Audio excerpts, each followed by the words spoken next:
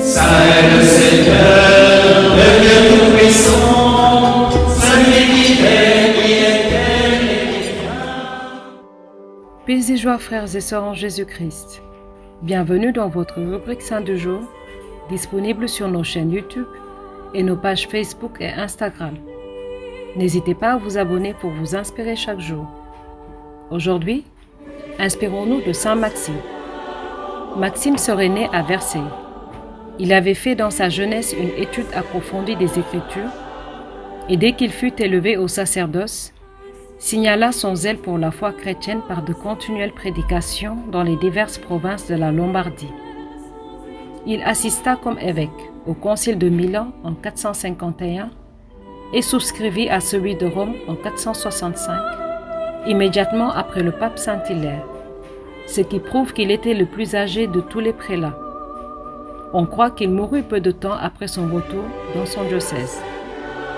Il nous reste de Saint Maxime de Turin un grand nombre de sermons, dont plusieurs avaient été attribués à saint Ambroise, à saint Augustin, à Eusèbe d'Émèse sur les principales fêtes de l'année et sur différents sujets de morale. L'on se souvient de son discours lorsque la ville dotée d'une garnison et menacée par des bandes barbares en déplacement a servi de refuge à des populations rurales en fuite. Saint Maxime encouragea à réagir à cette dégradation du sens civique et à la désagrégation sociale. L'évêque n'hésitait pas à stigmatiser les fidèles profitant du malheur des temps, rappelant avec force le lien profond existant entre devoir du chrétien et devoir du citoyen. Saint Maxime rappelait aussi que l'amour traditionnel de la patrie inclut le devoir fiscal.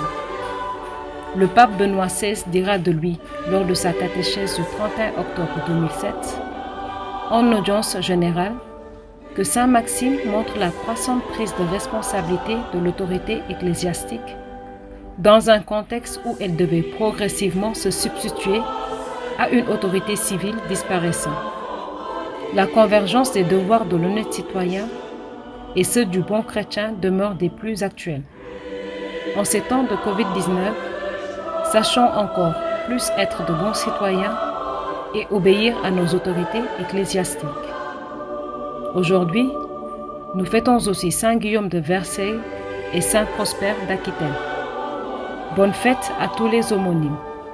À demain pour de nouveaux saints. D'ici là, prions chez nous.